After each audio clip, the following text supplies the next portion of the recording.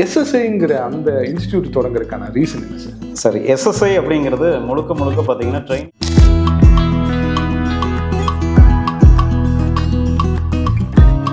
Institute அப்படின்னு ஆரம்பிக்கிறது அப்படிங்கிறது எனக்கு மோட்டிவேட் ஆனது இந்த போர்டெல்லாம் பார்த்து தான். போர்டை பார்க்கும்போதெல்லாம் எனக்கு என்ன தோணும் அப்படின்னா,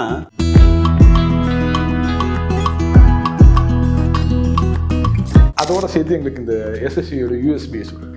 எஸ்எஸ்ஐக்கும் மற்ற இன்ஸ்டியூட்டுக்கும் இருக்கக்கூடிய வித்தியாசம் இந்த இடத்துல கண்டிப்பாக நம்ம பதிவு பண்ணியே ஆகணுங்க. எஸ்எஸ்ஐ பொறுத்தளவுக்கு பார்த்தீங்க அப்படின்னா எல்லாமே ப்ராக்டிக்கலாக நடக்கக்கூடிய நிகழ்வு தான். ஓகே. இப்போ மற்ற இன்ஸ்டியூட்டில் நீங்கள் ஒரு சின்ன ரூம் மாதிரி வச்சுருப்பாங்க, கிளாஸ் மட்டும்தான் நீங்கள் அட்டன் பண்ண முடியும்.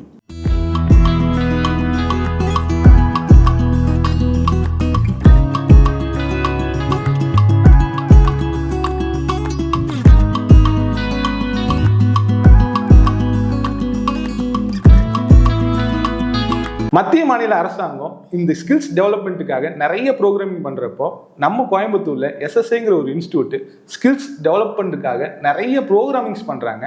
அதை பற்றியும் அதனுடைய ஃபவுண்டர் மிஸ்டர் சசிகுமார் சாரை பற்றியும் அவர்கிட்டயே கேட்டு தெரிஞ்சுக்கலான்னு வந்திருக்கோம். ஹாய் சார், எப்படி இருக்கீங்க? ஹலோ சார், நல்லா இருக்கேன், சூப்பராக இருக்கேன்.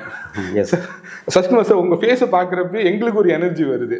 அப்படி இருக்கிறப்ப சசிகுமார் சாரை பற்றி எங்களுக்கு ஷார்ட் அண்ட் ஸ்வீட்டாக தெரிஞ்சுக்கணும்னா என்ன தெரிஞ்சுக்கலாம்? நான் வந்து பார்த்தீங்க அப்படின்னா பேசிக்காக ஒரு lines member sir. Okay. Almost நான் வந்து 30 இயர்ஸாக பிஸ்னஸ் லைனில் இருக்கேன். ஓகே. 30 வருடங்களுக்கு மேலே தொழில்துறையில் ட்ராவல் பண்ணிட்டு இருக்கக்கூடிய ஒரு நபர்.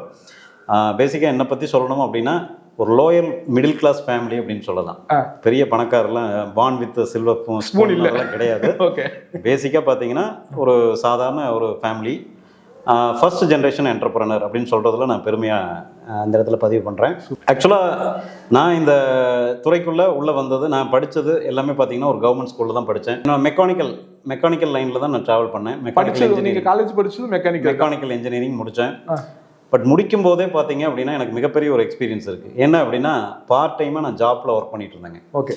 காலையில் அப்போவே வந்து இந்த பார்ட் டைம் ஜாப் இருக்கு எல்லாம் அந்த இண்டஸ்ட்ரி வந்து கோயம்புத்தூர் அப்போவே பார்த்தீங்கன்னா நல்ல டெவலப்மெண்ட்டில் தான் இருந்த காலகட்டம் தான். ஓகே. ஸோ அந்த காலகட்டத்தில் எனக்கான ஒரு வாய்ப்பு கிடைச்சது. நான் அப்படியே படிச்சுட்டே பார்ட் டைமாக வேலை செய்யக்கூடிய வாய்ப்பு கிடைச்சது. ஒரு நாளைக்கு ஆவரேஜாக பார்த்தீங்கன்னா அந்த காலகட்டத்தில் 3 மணி நேரம் தான் எனக்கு தூக்கம் இருக்கும்னு சொல்லலாம். ஸோ அப்படி தூங்காமல் நான் படித்ததனுடைய விளைவு, நான் படித்து முடித்தது வந்து 93ல். 94லேயே என்னுடைய ஓன் பிஸ்னஸ் ஸ்டார்ட் பண்ணக்கூடிய ஒரு வாய்ப்பு கிடைச்சது. சூப்பர். நான் பிஸ்னஸ் ஆரம்பிக்கிறதுக்கு அன்னைக்கு பேங்க்கில் வந்து 1 லட்சம் ரூபா கடன் வாங்கி தான் ஒரு பிஸ்னஸ் ஆரம்பித்தேன். ஒரு இண்டஸ்ட்ரி 94ல். இந்த காலகட்டத்துக்கு ஒரு 1 கோடி ரூபாய் இருக்குமா சார்? ஆல்மோஸ்ட் இருக்கலாங்க. ஆல்மோஸ்ட் மேலே தான் இருக்கும், கம்மியாக இருக்கிறதுக்கு வாய்ப்பு இல்லை. இருக்கலாம். ஸோ அன்னைக்கு அந்த ஒரு வாய்ப்பு கிடைச்சது. அந்த லோனு வாங்குறதுக்கே ரொம்ப சிரமப்பட்டு தான் லோன் வாங்கினோம். வாங்கி ஒரு மேனுஃபேக்சரிங் இண்டஸ்ட்ரி தொடங்கினோம். Super sir. மேனுஃபேக்சரிங் இண்டஸ்ட்ரியிலேருந்து தான் என்னுடைய லைஃப் தொடங்குச்சுங்க. ஓகே. பட் அதுக்கப்புறம் இன்னைக்கு நிறைய இன்ஸ்டியூட் ஸ்டார்ட் பண்ணோம். மேனுஃபேக்சரிங்லேயே ஒரு 2-3 இண்டஸ்ட்ரி இருக்குது. அதையும் தாண்டி ஒரு ஸ்கூல் ரன் பண்ணிட்டு இருக்கிறோம். Super sir. SSI technical training institute அப்படின்னு சொல்லிட்டு இன்ஸ்டியூட் ரன் பண்ணிட்டு இருக்கோம். இந்த இன்ஸ்டியூட் இந்த மாதிரியான நிறைய தொழில்துறையில் இன்னைக்கு ட்ராவல் பண்ணக்கூடிய வாய்ப்பு கிடைச்சது. 94 to 2024 ஆல்மோஸ்ட் 30 இயர்ஸ். 30 இயர்ஸாக ட்ராவல். 20 இயர்ஸ் தாண்டி இன்னைக்கு 25 ஆயிடுச்சு. லைன்ஸ் கிளப்போட உங்களோட சர்வீஸில் பார்த்தோம், ஏகப்பட்ட ஷீல்டு வச்சுருக்கீங்க. அப்போ அதுலேயே அதில் எவ்வளோ சர்வீஸ் பண்ணியிருப்பீங்கன்னு தெரிஞ்சுது. ஸோ ஆல்மோஸ்ட் 18 இயர்ஸ்க்கு மேலே நான் லைன்ஸ் கிளப்பில் ட்ராவல் பண்ணி 18 இயர்ஸ் லைன்ஸ் கிளப்பில் இருக்கேன். Super sir. சார், எஸ்எஸ்ஐங்கிற அந்த இன்ஸ்டியூட் தொடங்குறதுக்கான ரீசன் என்ன சார்? சரி, எஸ்எஸ்ஐ அப்படிங்கிறது முழுக்க பார்த்தீங்கன்னா ட்ரைனிங் பேஸில் உருவாக்கப்பட்ட ஒரு இன்ஸ்டியூட்டுங்க. இந்த இன்ஸ்டியூட் இன்னைக்கு உருவாக்கப்பட்டு ஆல்மோஸ்ட் 30 வருடங்கள் ஆச்சுன்னே சொல்லலாம். 30 வருடங்கள் ஆச்சுன்னே சொல்லலாம். இந்த பில்டிங்கை பார்க்குறப்பே தெரியுது சார், அதோட ஸ்ட்ரக்சரை பார்க்குறப்பே தெரியுது இது வெரி ஓல்டு பில்டிங். கண்டிப்பாங்க. ஆல்மோஸ்ட் பார்த்தீங்க அப்படின்னா அந்த காலகட்டத்தில் ஆக்சுவலாக இவ்வளோ பெரிய பில்டிங்கெல்லாம் இல்லைங்க. நாங்கள் ஆரம்பிக்கப்பட்ட போது ஒரு சின்ன இண்டஸ்ட்ரி, ஒரு 1500 ரூபாய் வாடகைக்கு தான் ஒரு சின்ன இண்டஸ்ட்ரியில் தான் ஆரம்பிக்கப்பட்டது. Super sir. ஸோ இன்னைக்கு கிட்டத்தட்ட 30 வருடங்கள் கடந்து ட்ராவல் பண்ணிட்டு இருக்கோம். பட் இந்த இன்ஸ்டியூட் ஆரம்பிக்கணும் அப்படிங்கிற எண்ணம் எனக்கு எதுக்காக வந்தது அப்படின்னா, கிட்டத்தட்ட நாங்கள் ஒரு காலகட்டத்தில் இண்டஸ்ட்ரி ஆரம்பிக்கிறோம். பட் அன்னைக்கு சரியான ஸ்கில்டு லேபர்ஸ் கிடையாது. இப்போ எங்களுக்கு தான் அந்த லேபர்ஸ் இல்லையா அப்படின்னா, பெரிய கார்பரேட் இண்டஸ்ட்ரி அந்த காலகட்டத்தில் இருந்த நிறைய இண்டஸ்ட்ரீஸ்க்கு முன்னாடி பார்த்தீங்க அப்படின்னா போர்டு வச்சு எப்பவுமே இருப்பாங்க. எப்பவுமே லைவாக அவங்களுடைய கேட்டில் போர்டு மாட்டிகிட்டே இருப்பாங்க. ஓகே. அப்படி இருக்கிறப்போ நம்ம ஒரு புது சின்ன நிறுவனம் தொடங்குறப்போ அவ்வளோ பெரிய கார்பரேட் அப்போ சொல்கிறப்போ LMW நான் சொல்கிறேனே, அது மாதிரியான நிறுவனங்கள் இருக்கிறப்போ அந்த போட்டிக்கு நடுவில் தான் நம்ம இதை ஸ்டார்ட் பண்ண வேண்டியது இருக்கு. நான் ஆரம்பித்தது மேனுஃபேக்சரிங் இண்டஸ்ட்ரி தான். எடுத்தோடனே நான் இன்ஸ்டியூட் ஆரம்பிக்கல. என்னுடைய செகண்ட் பார்ட் தான் இந்த இன்ஸ்டியூட் அப்படிங்கிறது. ஃபர்ஸ்ட் வந்து இண்டஸ்ட்ரி லைனில் தான் என்னோட எக்ஸ்பீரியன்ஸ் எல்லாமே இருக்குது. இன்ஸ்டியூட் அப்படின்னு ஆரம்பிக்கிறது அப்படிங்கிறது எனக்கு மோட்டிவேட் ஆனது இந்த போர்டு எல்லாம் பார்த்து தான். போர்டு பார்த்து தான். ஓகே. ஸோ இந்த போர்டை பார்க்கும்போதெல்லாம் எனக்கு என்ன தோணும் அப்படின்னா, ஒரு பக்கம் வேலை இல்லை அப்படின்னு சுத்தக்கூடிய நபர்கள் எக்கச்சக்கமான பேர் இருக்கிறத பார்க்குறேன். Okay okay. வேலை இல்லைன்னு சொல்லிட்டு படிச்சுட்டு ஒரு டிப்ளமா ஐடிஐ படிச்சுட்டு ஈவன் என்ஜினியரிங் முடிச்சுட்டு நிறைய நபர்கள் வேலை இல்லைன்னு சொல்லிட்டு கிடைச்ச வேலையில டிராவல் பண்ணக்கூடிய நபர்களை நான் நிறைய பேரை பார்க்குறேன். இது வந்து 94லயே ஆல்மோஸ்ட்டுங்க. அப்பவும் படிச்சு முடிச்சுட்டு வேலை இல்லாம இருக்கிறவங்க அப்பதான் வேலை இல்லை அப்படிங்கிற பிரச்சனை அன்னைக்கு நிறைய இருந்தது. ஏன்னா அன்னைக்கு நிறைய இண்டஸ்ட்ரீஸ் கிடையாது இந்த காலகட்டத்தில். ஸோ அப்போ ஒரு பக்கம் பார்த்தீங்க அப்படின்னா எல்லா இடத்துலையுமே பார்த்தீங்கன்னா ஸ்கில்டு லேபர் தேவைன்னு போட்டு போர்டு வெல்டிங்கு சிஎன்சி இந்த மாதிரியான கோர்சஸ்க்கு எல்லாம் இந்த மாதிரியான லேபர்ஸ் எல்லாம் தேவை அப்படின்னு சொல்லிட்டு நிறைய போர்டுகளை நான் என்னால் பார்க்க முடிஞ்சது. அப்போ தான் எனக்கு ஒரே ஒரு விஷயம் தோணுச்சுங்க, ஏன் இந்த ரெண்டையும் இணைக்கக்கூடிய ஒரு பாலமாக நம்ம இருக்கக்கூடாது அப்படின்னு சொல்லிட்டு ஆரம்பிக்கப்பட்டது தான் இந்த எஸ்எஸ்ஐ டெக்னிக்கல் ட்ரைனிங் இன்ஸ்டியூட் அப்படின்னு சொல்லிட்டு. ஆல்மோஸ்ட் இன்னைக்கு இந்த இன்ஸ்டியூட் ஆரம்பிக்கப்பட்டு 30 வருடங்கள் ஆச்சு. ஆயிரக்கணக்கான ஸ்டூடெண்ட்ஸ் இங்கே ஆல்ரெடி நிறைய கோர்சஸ் ஸ்கில்ஸ் டெவலப்மெண்ட்டில் நிறைய கோர்சஸ் படித்து இன்றைக்கி இந்தியாவில் மட்டும் இல்லை அப்ராட்லேயும் நல்ல வேலையில் ட்ராவல் பண்ணக்கூடிய நபர்களை நாங்கள் பார்க்குறோம். அது மட்டும் இல்லை, இன்றைக்கி கோயம்புத்தூரில் இருக்கக்கூடிய நிறைய கார்ப்பரேட் நிறுவனங்களில் எங்ககிட்ட ட்ரைனிங் எடுத்த நபர்கள் இன்றைக்கி வெல் சேலரியில் ஆல்மோஸ்ட் ட்ராவல் பண்ணுறதையும் நாங்கள் பார்க்குறோம். சார், நீங்கள் சொன்னீங்க ஒரு சின்ன ரூமில் தான் வந்து 1500 ஸ்கொயர் ஃபீட்டில் தான் தொடங்குனீங்கன்னு சொல்லிட்டு இருக்கிறப்போ இவ்வளோ பெரிய ஒரு சாம்ராஜ்யம் இது வந்து நீங்கள் எஸ்எஸ்ஐ இருக்கட்டும், உங்கள் ஸ்கூல் இருக்கட்டும், ஹாஸ்டல் இருக்குது, அது இல்லாமல் இன்னும் 2-3 இண்டஸ்ட்ரி வச்சுருக்கீங்க. இதை டெவலப் பண்ணுறதுக்கான கால அவகாசம் எப்படி இருந்துச்சு? இந்த ஒரு சூழ்நிலையை மாத்திரக்கு நீங்கள் என்ன பண்ணீங்க? எந்த ஒரு துறையுமே அந்த துறையை நேசித்து ட்ராவல் பண்ணோம் அப்படின்னா அந்த துறை மிக பிரம்மாண்டமாக வளரும். இன்னைக்கு ஆல்மோஸ்ட் பார்த்தீங்க அப்படின்னா இன்றைக்கி வளர்ந்துருக்கக்கூடிய அத்தனை நிறுவனங்களுடைய நீங்கள் ஃபவுண்டர்ஸையும் பார்த்தீங்க அப்படின்னா அந்த துறையை மிகவும் நேசித்து அந்த துறையை லவ் பண்ணி தான் ட்ராவல் பண்ணியிருப்பாங்க. இன்னொன்று குவாலிட்டி. எந்த இடத்துலையும் நம்ம காம்ப்ரமைஸ் பண்ணக்கூடாது. எந்த ஒரு துறையாக இருந்தாலும் சரிங்க, அந்த துறையில் நம்ம குவாலிட்டியாக ட்ராவல் பண்ணோம் அப்படின்னா இந்த மாதிரி எஸ்டாப்ளைஸ் ஆகிறது அப்படிங்கிறது ஒரு பெரிய விஷயமே கிடையாதுங்க. இதை விடவே மிக பிரம்மாண்டமாக பண்ண முடியும். சார், இது ஒரு விஷயம் வந்து எந்த ஒரு தொழில் அதாவது ஜெயிச்சவங்கள்ட்ட இருக்கிற விஷயம் வந்து நீங்கள் சொல்கிறது நோ காம்ப்ரமைஸ் குவாலிட்டியில், அது வந்து கோயம்புத்தூருக்குன்னே இருக்கிற பண்பா? ஏன்னா கோயம்புத்தூரில் இருக்கிற பெரிய நிறுவனங்கள் எல்லாமே இந்தியா முழுவதும் ரூல் பண்ணுறாங்க. அப்படி இருக்கிறப்ப நம்ம கோயம்புத்தூருக்கு இதுக்கு வந்து பேர் இருக்கா? அதாவது நம்ம இந்த குவாலிட்டி நிறைய பார்க்குறோமா? அப்படியெல்லாம் இல்லைங்க சார். இன்றைக்கி கோயம்புத்தூரில் மட்டும்தான் தொழிலதிபர்கள் இருக்கிறாங்களா அப்படின்னா அப்படியெல்லாம் கிடையாது. உலகம் முழுவதுமே பெரிய பெரிய தொழிலதிபர்களை நம்ம பார்க்க முடியும். பட் கோயம்புத்தூரில் என்ன அப்படின்னா ஒரு ஸ்பெஷாலிட்டி இருக்குது. எப்போவுமே கோயம்புத்தூர் மக்களை பற்றி உங்களுக்கு நல்லாவே தெரியும். எப்போவுமே பண்பு, உயர்ந்த பண்புடைய நபர்கள், மரியாதையுடைய நபர்கள், வரக்கூடிய கஸ்டமருக்கு சரியான மதிப்பு கொடுக்கக்கூடிய நபர். Okay okay. அதனாலையும் கூட கோயம்புத்தூருக்குன்னு ஒரு மதிப்பு இன்னைக்கு உலகளவில் இருக்குது அப்படின்னு சொல்லலாம். இன்றைக்கி இருக்கக்கூடிய இங்கே மெஜாரிட்டியான இண்டஸ்ட்ரீஸ் பார்த்தீங்கன்னா கோயம்புத்தூரில் தான் இருக்குது அப்படின்னு சொல்லலாம். இங்கிருந்து தான் உலகத்தில் இருக்கக்கூடிய பெரும்பான்மையான நாடுகளுக்கு எக்ஸ்போர்ட் போயிட்டு இருக்கு. எத்தனையோ நிறுவனங்கள்ல இருந்து தான் இன்னைக்கு நிறைய ப்ராடக்ட்ஸ் வந்து எக்ஸ்போர்ட் போயிட்டு இருக்கு அப்படின்னு சொல்லலாம். அது காரணம் இங்க இருக்கக்கூடிய மக்கள் வந்து நேர்மையான மக்கள் அப்படிங்கிறத பதிவு பண்ணிக்கலாம். அன்னைக்கு உழைக்கிறதுக்கு தயாராக தான் இருந்தாங்க இல்லைங்களா சார்? எஸ், உண்மையாலுமே என்னைக்குமே உழைக்கிறதுக்கு தயாராக தான் இருக்கிறாங்க.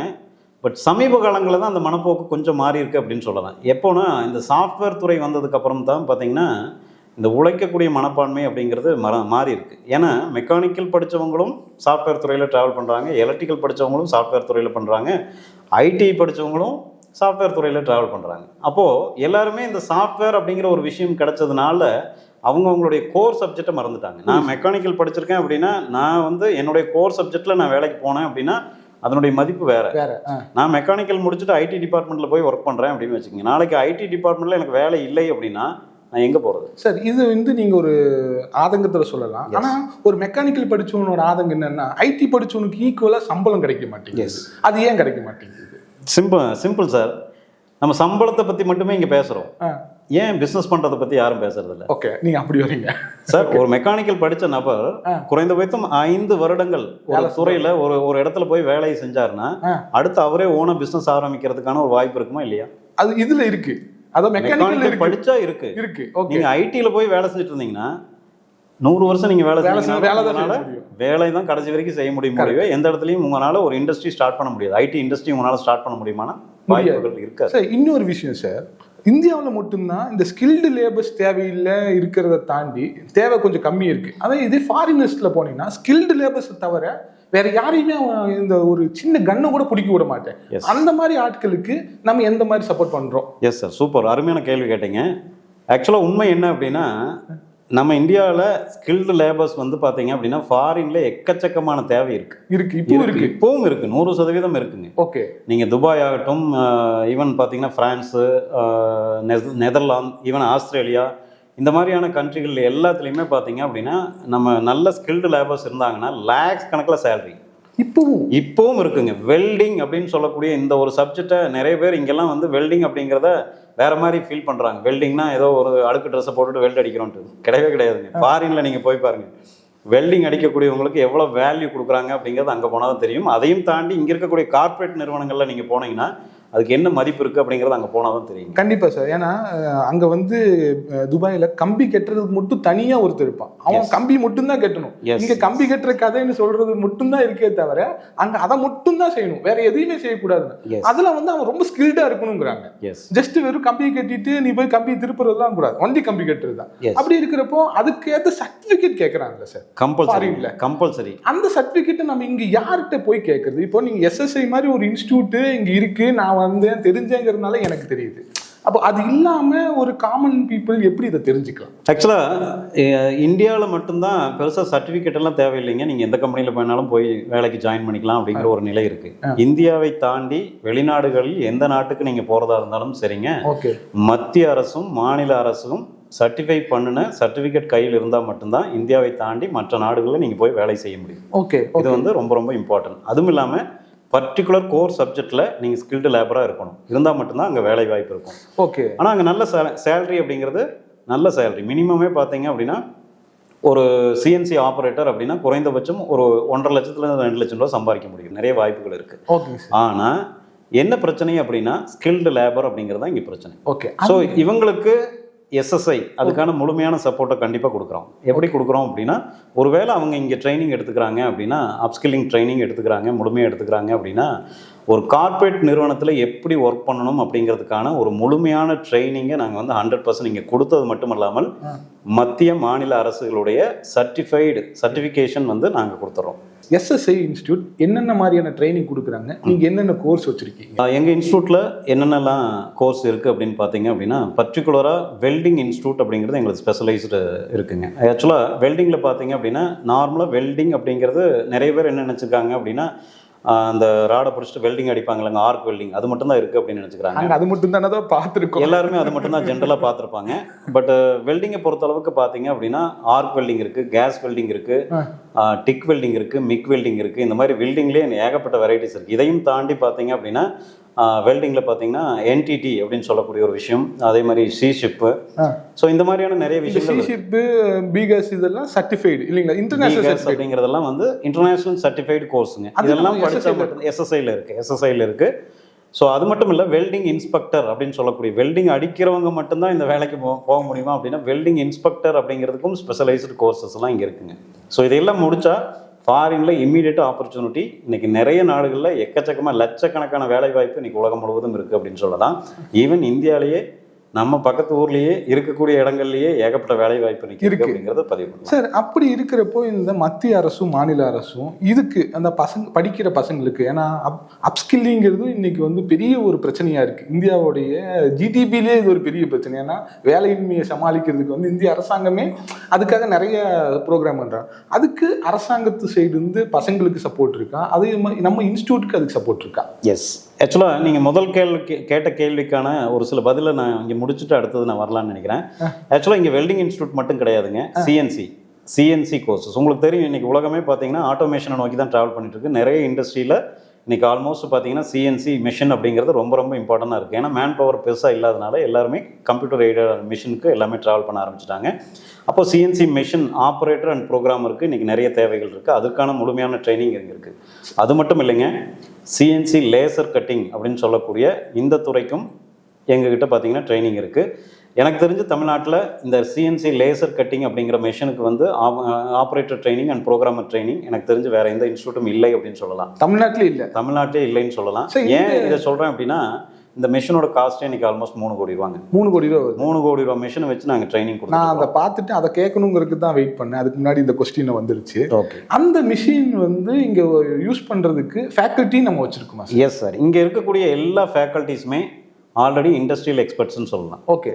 இங்கே ட்ரைனிங் கொடுக்கக்கூடிய எல்லாருமே இண்டஸ்ட்ரியல் எக்ஸ்பர்ட்ஸ். ஆல்மோஸ்ட் பார்த்தீங்க அப்படின்னா குறைந்தபட்சம் 5 வருடங்கள் ஒரு நிறுவனத்தில் வேலை செஞ்சுட்டு வந்தவங்க தான் இங்கே ஃபேக்கல்ட்டிஸாகவே நாங்கள் வச்சுருக்கோம். அப்படிங்கும்போது பார்த்தீங்க அப்படின்னா அவங்களுக்கு தெரியும் ஒரு இண்டஸ்ட்ரியில் வேலை செய்கிறதுக்கு என்னென்னலாம் தேவை அப்படிங்கிறத அருமையாக வரக்கூடிய நபர்களுக்கு முழுமையாக கற்றுக் கொடுப்பாங்க. அந்த ஸ்டூடெண்ட்ஸ் வந்து அதை தெரிஞ்சுக்குவாங்க, முழுமையாக ஒர்க்கிங் எக்ஸ்பீரியன்ஸ் கிடைக்கும். Yes yes yes. Super sir. Sir, அந்த லேசர் மிஷினை நாங்கள் பார்க்குறப்போ படிக்கிற இடத்துல இவ்வளோ பெரிய மிஷினு, இந்த ஆப்பர்ச்சுனிட்டி வந்து நீங்கள் சொல்கிற மாதிரி கோயம்புத்தூரில் பல இண்டஸ்ட்ரீஸ்லேயே இல்லாத ஒரு விஷயம். ஏன்னா பல மெக்கானிக்கல் இந்த மாதிரியான ஃபவுண்டரி இண்டஸ்ட்ரீஸ் எல்லாம் என்ன பண்ணுவாங்கன்னா வெளியே லேபர் ஒர்க்கு கொடுத்து தான் லேசர் கட்டிங் மிஷினே வாங்குவாங்க. மிஷினுக்கான ஒர்க்கு கொடுத்து வாங்குவாங்க. ஏன்னா ஒரு இடத்துல இருக்கும், அதை சுற்றி ஒரு 200 ஃபேக்ட்ரி இருக்கும், 200 ஃபேக்ட்ரியுமே வெளியே கொடுத்து வாங்குவாங்க. அந்த மிஷினை நீங்கள் வச்சுருக்கீங்கன்னு சொல்லும் போது அதுவே வந்து இங்கே இருக்கிற ஸ்டூடெண்ட்ஸ்க்கு வந்து பெரிய விஷயம் தான். அது இல்லாமல் மத்திய மாநில அரசாங்கம் இந்த மாதிரியான அப்ஸ்கில்லிங்க்கு ஸ்டூடெண்ட்ஸுக்கு என்ன சப்போர்ட் பண்ணுறாங்க, இன்ஸ்டியூட்டுக்கு என்ன சப்போர்ட் பண்ணுறாங்க? எஸ், ஆக்சுவலாக மத்திய மாநில அரசாங்கம் இப்போ பார்த்தீங்கன்னா அப்ஸ்கில்லிங்க்கு மிகப்பெரிய தொகையை ஒதுக்கி அதுக்கான ட்ராவலிங் நடந்துட்டுருக்கு. ஏன்னா இன்றைக்கி இண்டஸ்ட்ரியல் டெவலப்மெண்ட் அப்படிங்கிறது தான் ஒரு நாட்டுடைய டெவலப்மெண்ட். இன்றைக்கி சிறு தொழில் நிறுவனங்கள் எந்த அளவுக்கு வளருதோ அந்த அளவுக்கு தான் அந்த நாட்டுடைய ஜிடிபி அப்படிங்கிறது வளரும். இந்த விஷயம் வந்து ரொம்ப முக்கியமான விஷயம், பல பேத்துக்கு தெரியாதது. சாஃப்ட்வேர் டெவலப்மெண்ட்ல இந்தியா டெவலப் ஆகாதுங்கிறது பல பேத்துக்கு தெரியாத ஒரு உண்மை. எஸ், மெக்கானிக்கலும் இண்டஸ்ட்ரியும் டெவலப் ஆனாதான் ஒரு இந்தியா வந்து, இந்தியா மட்டும் இல்லை உலக நாடே அதை டெவலப்மெண்ட் தான், அதுதான் முக்கியமான டெவலப்மெண்ட்டுன்னு. கண்டிப்பாக 100%ங்க. ஸோ அந்த வகையில் பார்த்தீங்க அப்படின்னா இண்டஸ்ட்ரியல் டெவலப்மெண்ட்டுக்காக மத்திய அரசு நிறைய நிதியை ஒதுக்கிட்டு இருக்காங்க இன்றைக்கி ஆல்மோஸ்ட். அதுலேயும் பர்டிகுலராக பார்த்தீங்கன்னா இந்த ஸ்கில்ஸ் டெவலப்மெண்ட்டுக்கு அப்படிங்கிறது ரொம்ப இம்பார்ட்டன்ஸ் கொடுக்குறாங்க.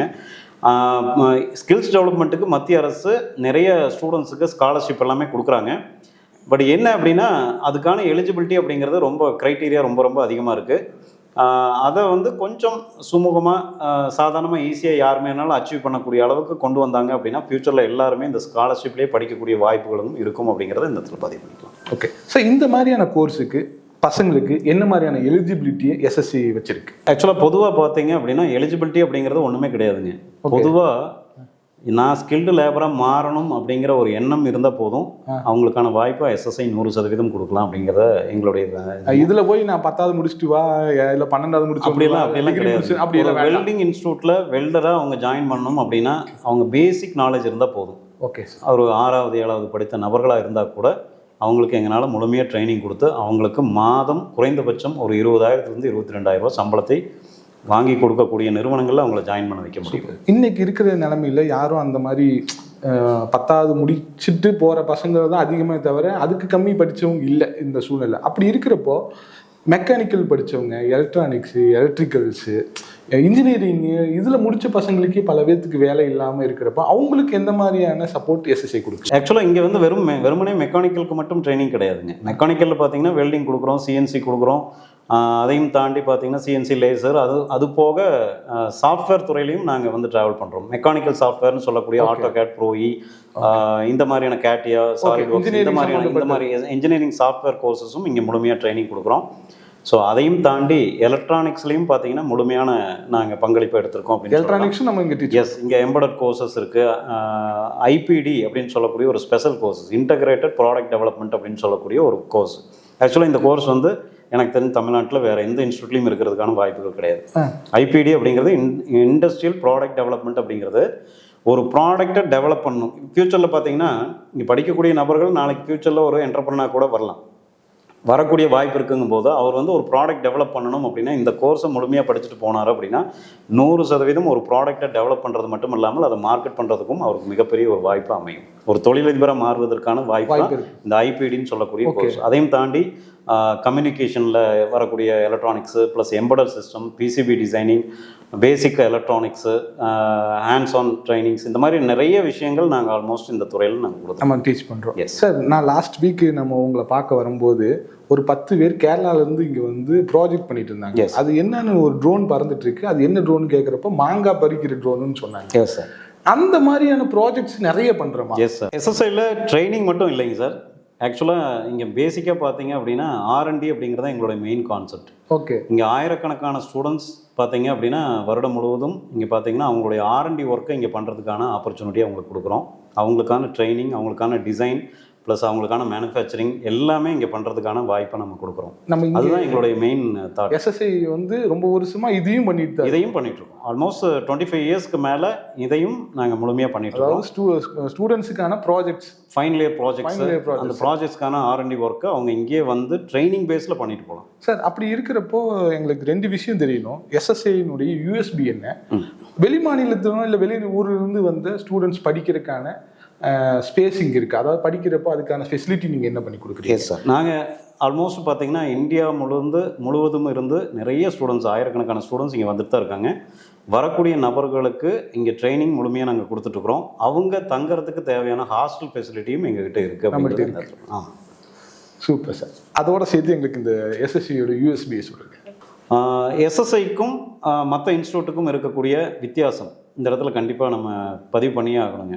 SSI பொறுத்தளவுக்கு பார்த்தீங்க அப்படின்னா எல்லாமே ப்ராக்டிக்கலாக நடக்கக்கூடிய நிகழ்வு தான். ஓகே. இப்போ மற்ற இன்ஸ்டியூட்டில் நீங்கள் ஒரு சின்ன ரூம் மாதிரி வச்சுருப்பாங்க, கிளாஸ் மட்டும்தான் நீங்கள் அட்டன் பண்ண முடியும். ஒருவேளை அவங்க கிளாஸ் முடிச்சுட்டு ப்ராக்டிக்கலாக போகணும் அப்படின்னா ஏதாவது ஒரு கம்பெனியில் டைப் பண்ணி வச்சுருப்பாங்க, அங்கே போய் மட்டுமே நீங்கள் அந்த ட்ரைனிங் எல்லாம் அட்டன் பண்ண முடியும். Live trainings, practical trainings attend பண்ண முடியும். பட் SSIயில் எல்லா மிஷினரிஸும் ஒரே இடத்துல இருக்குது, ஒரே ரூஃபில் எல்லாமே ட்ராவல் பண்ணுறோம். ஆல்மோஸ்ட் பார்த்தீங்கன்னா லைவ் ட்ரைனிங் அப்படிங்கிறது தான் இங்கே முக்கியம். இங்கே தியரட்டிக்கலை காட்டிலும் ப்ராக்டிக்கலுக்கு அதிக இம்பார்ட்டன்ஸ் நம்ம கொடுக்குறோம். ஸோ அதுதான் இங்கேருந்து ஒருத்தர் முடிச்சுட்டு போகிறாரு அப்படின்னா ஈஸியாக ஒரு கார்ப்பரேட்டில் போனோடனே அவருடைய ஜாப்பை அவர் இமீடியட்டாக ட்ராவல் பண்ண முடியும், ஜாப்பில் ட்ராவல் பண்ண முடியும், ஈஸியாக ட்ராவல் பண்ண முடியும். அங்கே போய் ஸ்பெஷல் ட்ரைனிங் தேவையில்லை அப்படிங்கிற அளவுக்கு இங்கே ட்ரைனிங் கொடுத்துருவோம். நீங்கள் சொன்னீங்க ஒரு கார்ப்பரேட் நிறுவனத்துக்கு தேவைப்படுற அளவுக்கு ஒரு ஸ்கில்டு மட்டும் இல்லாமல் அவன் எப்படி ப்ரொசீஜராக க்ளவுஸ் போடணும், எப்படி ப்ரொசீஜராக பேண்ட் என்ன காஸ்டியூம் யூஸ் பண்ணணும், அப்படி ஹேண்டிலிங் கரெக்ட், எங்கே எடுக்கணும் எங்கே வைக்கணுங்கிற வரைக்கும். பொதுவாக இன்னைக்கு நிறைய லேபர்ஸ் கிட்ட இருக்கக்கூடிய பிரச்சனை என்ன அப்படின்னா, ஒரு டூலை எடுக்கிறாங்க அப்படின்னா இடத்துல வைக்க தெரியாது. ஓகே, இடத்துல வைக்க தெரியாது. ஒரு ஸ்பேனர் எடுப்பாங்க, கழட்டிட்டு அதே இடத்துல போட்டுட்டு அப்படியே போயிடுவாங்க. இதெல்லாம் வந்து கார்பரேட்ல கண்டிப்பாக அக்செப்ட் பண்ண மாட்டாங்க. ஓகே.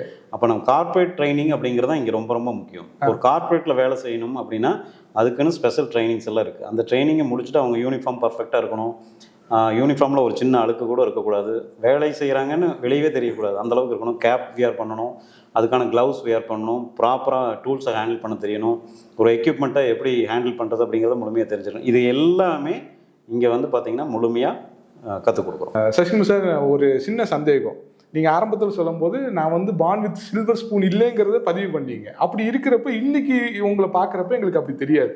ஏன்னா இன்னைக்கு உங்களோட இவ்வளோ பெரிய இந்த சாம்ராஜ்யம், இவ்வளோ பெரிய இந்த இன்ஸ்டியூட்டினுடைய வளர்ச்சி இதெல்லாம் பார்க்குறப்போ உங்களுக்கு சசிகுமார் சார் நாங்கள் இப்படி தான் பார்க்குறோம். அப்போ நாங்கள் பார்க்குறப்ப உங்களோட இது தெரியும், நீ உங்களோட வளர்ச்சி மட்டும் இப்போ இருக்கிற அப்படி இருக்கிறப்ப இந்த ஸ்கில்டு லேபர்ஸுக்கான விஷயம், இந்த சின்ன சின்ன டூல்ஸ்ல இருந்து எல்லாமே தெரிஞ்சு வச்சிருக்கீங்களே, அப்போ நீங்கள் அந்த ஆரம்ப கட்டம் உங்களுக்கு எப்படி இருந்துச்சு? எஸ் சார், ஆக்சுவலாக ஆரம்பத்தில் நான் படிச்சுட்டு வரும்போது எனக்கு ஒன்றுமே தெரியாது, இது எதுவுமே தெரியாது. நான் ஒரு நிறுவனத்தில் வேலை செய்கிறேன்னா, நான் வேலை செஞ்சது ஒரு சின்ன நிறுவனத்தில் தான் வேலை செஞ்சேன். அப்போவும் எனக்கு இதையெல்லாம் எனக்கு கற்றுக் கொடுக்கல. அப்பாவும் இதே தான் இல்லைங்க. என்னுடைய அப்பா வந்து ஒரு மில்லில் லேபராக வேலை செஞ்ச நபர் தான். எங்கள் ஃபேமிலிலேயே ஃபர்ஸ்ட் ஜென்ரேஷன் என்டர்பிரனர் நான் தான். நீங்கள் தான்? ஆமாம். இதுக்கு முன்னாடி எங்கள் ஃபேமிலியில் யாருமே பிஸ்னஸ் பீப்புள் கிடையாது. எல்லாம் லேபர். எல்லாருமே ஆல்மோஸ்ட் ஏதாவது ஒரு கவர்மெண்ட் ஜாப்பில் வேலை செஞ்சவங்க, இல்லைன்னா ஏதாவது ஒரு மில்லில் வேலை செஞ்சவங்க, அந்த மாதிரியான. கோயம்புத்தூருக்குன்னே உண்டான அன்னைக்கெல்லாம் டெக்ஸ்டைல் மில்லு தான் அதிகமாக இருந்ததுனால அந்த டெக்ஸ்டைல் மில்லில் வேலை செஞ்சுட்டு இருந்தார் எங்கள் அப்பா. ஸோ நான் மட்டும்தான் பிஸ்னஸ் லைனுக்குள்ளே வந்தேன். ஆக்சுவலாக என்ன காரணம் அப்படின்னா, நான் படிக்கும்போதே பார்ட் டைமாக வேலை செஞ்சுட்டு இருந்தேன். படிக்கும்போதே பார்ட் டைமாக வேலைக்கு போனதுனால எனக்கு அந்த எக்ஸ்பீரியன்ஸ் கிடச்சிது. படித்து முடித்த உடனே ஒரு இண்டஸ்ட்ரி ஆரம்பிக்கலாம் அப்படிங்கிற ஒரு மோட்டிவேஷன் கிடச்சதுனால நான் ஒரு இண்டஸ்ட்ரி ஆரம்பித்தேன். பட் இன்றைக்கி ஆல்மோஸ்ட் இது பெரிய துறையாக வளர்ந்தாச்சு. பட் அந்த காலகட்டத்தில் நான் வேலை செய்யும்போது பார்த்திங்கன்னா நிறைய இடர்பாடுகளை சந்தித்தேன். ஏன்னா எனக்கும் அந்த டூல்ஸ் எல்லாம் ஹேண்டில் பண்ண தெரியாது, எனக்கும் சில விஷயங்கள் முழுமையாக தெரியாது. அப்போது அதையெல்லாம் கற்றுக்கணுங்கிற ஆர்வம் எனக்கு இருந்ததுனால ஒவ்வொரு காலகட்டத்தில் அதை வந்து ஸ்க்ரூட்னிங் பண்ணிகிட்டே வந்தோம். அப்படியே கற்றுக்கக்கூடிய ஒரு வாய்ப்பு கிடைச்சிது. அதை எங்களுடைய ஸ்டூடெண்ட்ஸுக்கும் அதை கற்றுக் கொடுக்கணும் அப்படிங்கிற ஒரு ஆர்வம் இருந்ததுனால தொடர்ந்து எங்களுடைய ஸ்டூடெண்ட்ஸுக்கும் அதை கற்றுக் கொடுத்தோம். இன்றைக்கி ஆல்மோஸ்ட் பார்த்திங்கன்னா ஆயிரக்கணக்கான எங்ககிட்ட படித்த ஆயிரக்கணக்கான ஸ்டூடெண்ட்ஸ்னு சொல்ல முடியாது, ஏன்னா அவங்கெல்லாம் முடிச்சு 20 வருஷம் 15 வருஷம் ஆயிடுச்சு. அவங்கெல்லாம் இன்றைக்கி ஒரு ஃபேமிலி மேனாக இருக்காங்க. அவங்கெல்லாம் இன்றைக்கி பெரிய பெரிய நிறுவனங்களில் இன்னைக்கு ஒரு manager level category, GM level கேட்டகரியில் கூட இன்னைக்கு ட்ராவல் பண்ணிட்டு இருக்காங்க. Thank you so much Sasikumar sir, நிறைய விஷயத்த சொன்னீங்க. நாங்கள் கடைசியாக ஒரு கேள்வி, ஃபஸ்ட்டு நீங்கள் வாங்கின முதல் சம்பளம் எவ்வளோ? 800 ரூபா அன்னைக்கு, அதாவது மாத சம்பளம் 800 ரூபா.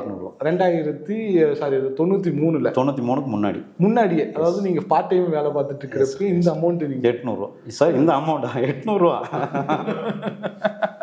அப்போ 800 ரூபாங்கிறது எவ்வளோ பெரிய அமௌண்ட்? அவ்வளோ பெரிய அமௌண்ட் எல்லாம் இல்லைங்க அன்னைக்கு. இல்லை எஸ் சார். அன்னைக்கு பெட்ரோல் ஆல்மோஸ்ட் பார்த்தீங்க அப்படின்னா எவ்வளோ விற்றுது அப்படின்னு, பெட்ரோல் வந்து ஆல்மோஸ்ட் 35 ரூபா.